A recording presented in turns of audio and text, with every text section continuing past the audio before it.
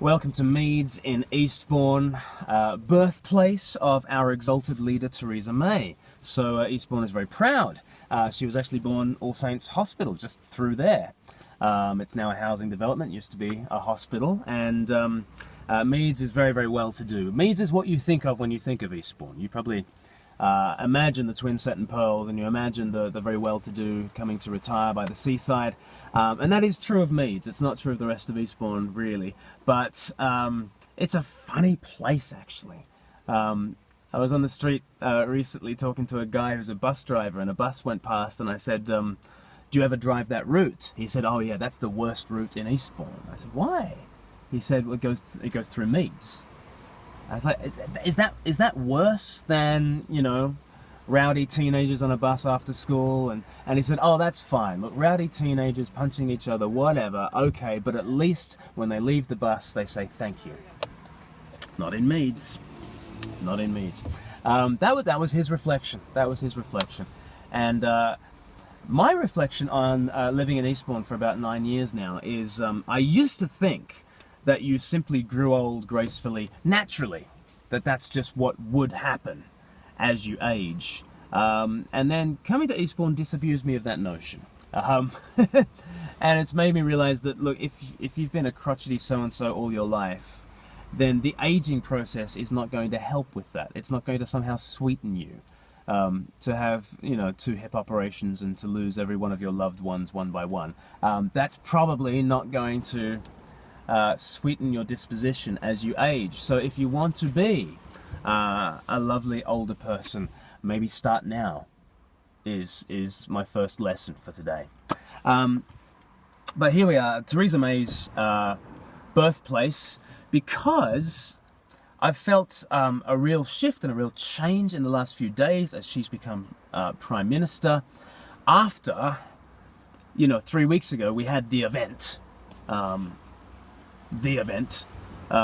In which, you know, people went into some polling booths and they ticked a box that apparently said, would you like to trigger the apocalypse? And a whole bunch of people said that they wanted to trigger the apocalypse. What were they thinking? So we've had to have an apocalypse now. And here's where it's got me thinking. Here's where it's got me thinking. The video I did a couple of weeks ago was just talking about our factionalism and our party spirit and racism and bigotry more generally, and just how we play the blame games, how we love to use shame and shame storms and just to eat people up and spit them out because we are right and they are wrong. And that was my last video to explain some of what's going on with Brexit and what's going on with the fallout after Brexit.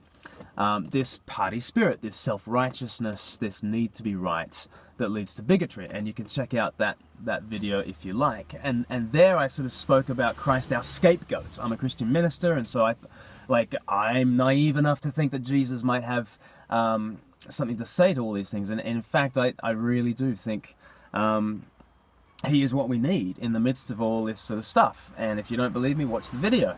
But that was thinking about Christ, our scapegoat, who took all the blame that we're always dishing out to everybody else, absorbed it in himself, rose up again, and he said, let's forget the blame game, let's sit down at a table and feast together. And it's a beautiful thing. So Christ the scapegoat was at the heart of the last video. In this video, I want to think about Christ the sovereign, because I'm a preacher and I'm an idiot and I like alliteration. So we've got scapegoat, we've got sovereign, and if I can be bothered, we might do some videos on Christ the servant and Christ the secularist. We'll see. But Christ the sovereign, because I've just noticed this very interesting thing that we believe in leaders, and we big them up as this great hope for the future, and then when they put a foot wrong, of course, we absolutely flame them and crucify them and take out all our disappointment on them because they were meant to be the answer and they weren't the answer.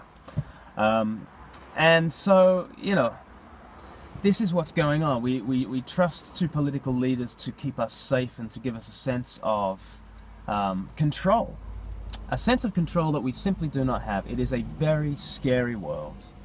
A very scary world. And yesterday was Bastille Day, and there was the carnage in Nice, and people want to feel safe, and so you can understand how people say, you know, what could the authorities have done differently? And yes, the authorities could have done things differently, but at the end of the day, this world is a very unsafe place, and our leaders are not magical superheroes who are able to keep a force field around us and stop the bad things from happening. They really aren't. And taking our revenge on leaders is not really what's going to help the situation or make us feel safe.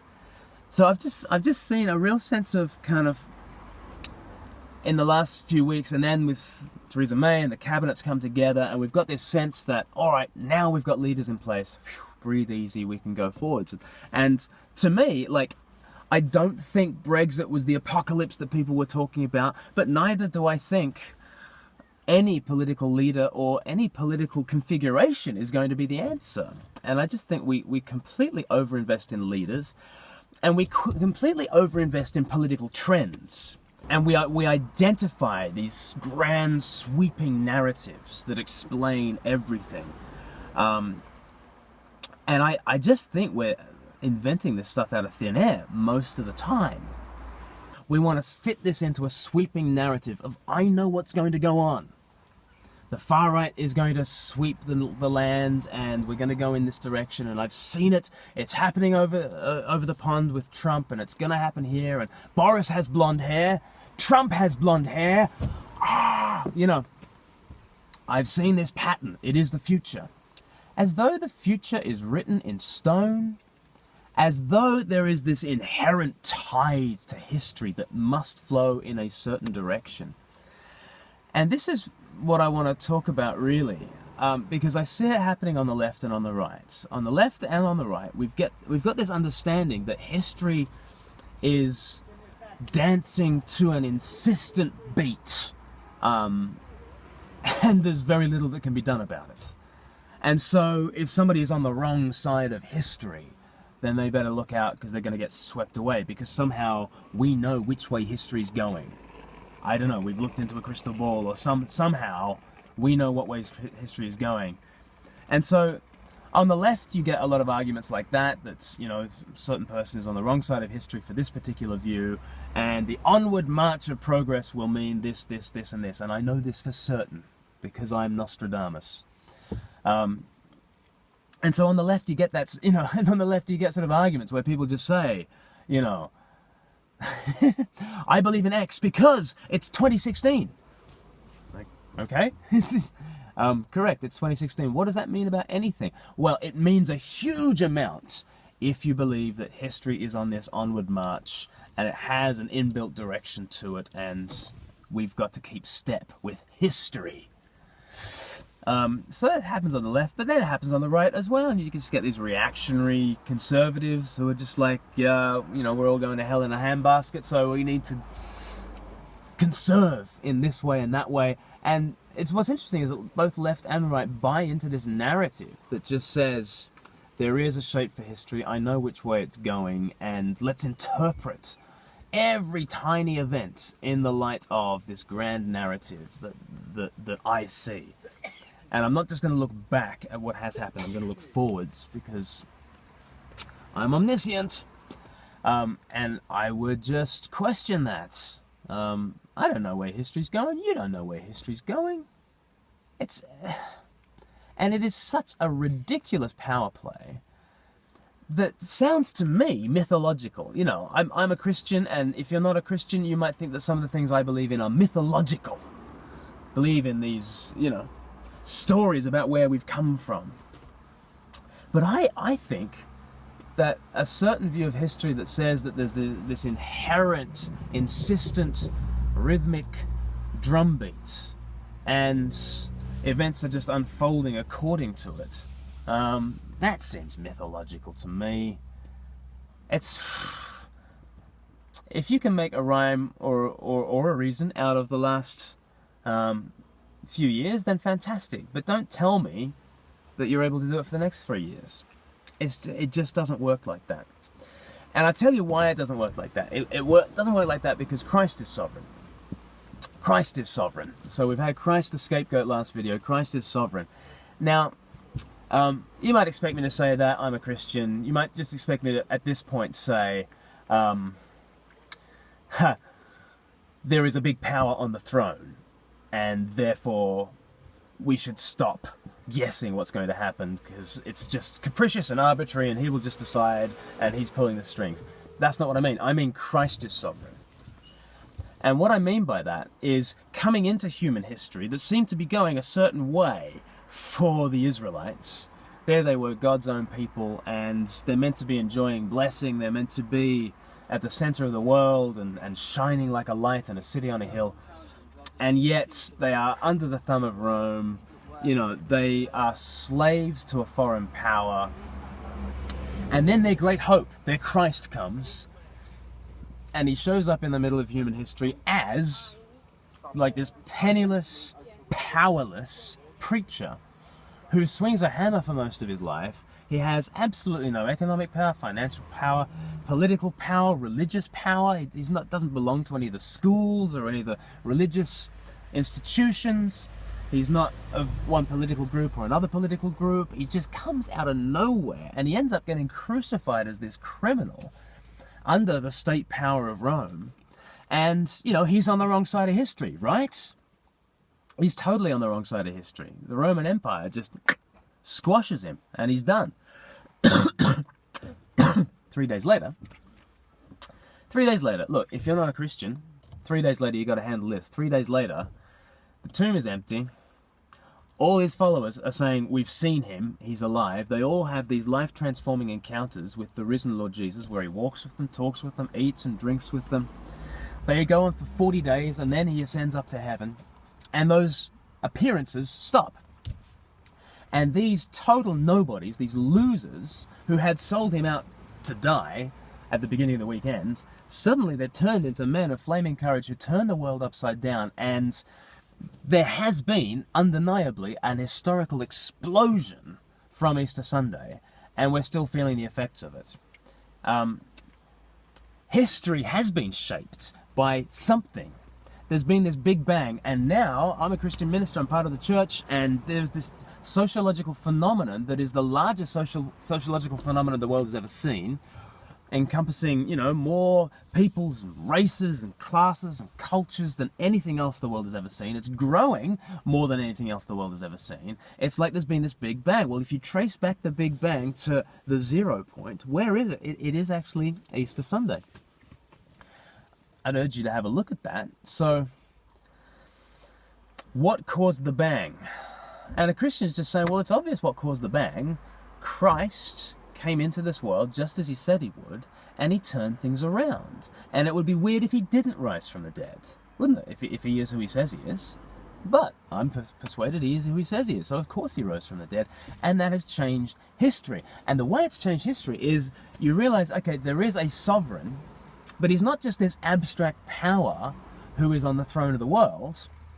There is a sovereign who's gone down and then up. There's a sovereign who's gone through the valley of the shadow and out into feasting joy. There is a Lord who has gone through death and into life. And actually what he's always doing in history is that. He's always doing these last minute, 11th hour, pull it out of the bag, you know, snatching victory from the jaws of defeat thing. That's kind of the shape of history, actually. It's this apocalyptic thing in its true sense. I don't know if you know the word apocalyptic, just means it's kind of an unveiling and a revealing thing. And it's just this sense of when you were least expecting it, ta-da, something appears. And oh, so we're going in this direction. Oh, so we're going in this direction. Oh, so it's not the thing that I thought. You see, Christ's appearance in human history is this huge interruption to where we thought things were going. A positive, maybe you could say left-leaning Israelite would just think, you know, we are the Israelites, we are the kingdom, and we're just going to grow and expand the earth. And no, wrong. They get crushed. But you might have been a more right-leaning Israelite and more of a conservative type, and you just kind of think, the old days were the best, and we're all just heading into eternal night. And you're wrong as well. Christ comes into the midst of that, and he takes us through that calamity and out the other side into something unprecedented and unexpected, something glorious. And this is what's shaping history. Which is why I can say, look, I don't know where history is going, but I do know who's in charge of it. And I don't know what shape it's going to be, and I don't know if we're on this little bit or that little bit right now. I really don't know. But I do know who is in charge, and the one who is in charge, the one who is sovereign, to give it the Bible phrase, the one who is sovereign is one who has bled for you. He's got scars right now because he's gone to hell and back for you, and he's in charge. Theresa May is not in charge. Eastbourne is proud of Theresa May. I'm sure she'll do a lovely job in number 10 Downing Street, but she's not in charge. She's not at the wheel of this world. Philip Hammond is not at the wheel of the economy. They're really not. They can mess around with a few buttons and push a few things. That's fine. But isn't it extraordinary to know that your life and this world is held in hands that have bled for you? Isn't that good to know? That's good to know. So let's not overinvest in politicians. Let's not raise them up as though they are in charge of world affairs. Let's hold them responsible for what they ought to be doing, and if we get to the next video, then I'll do another video about that. But let's not then despise and destroy them when life goes badly for us, because they are not sovereign. Jesus is. Okay, so that's Christ our sovereign. If I've got time, maybe I'll do some more videos. I'll do one on Christ the servant, and then Christ the secularist, but only if you're good. If you've got anything to comment, you know what to do in the comments. See you later.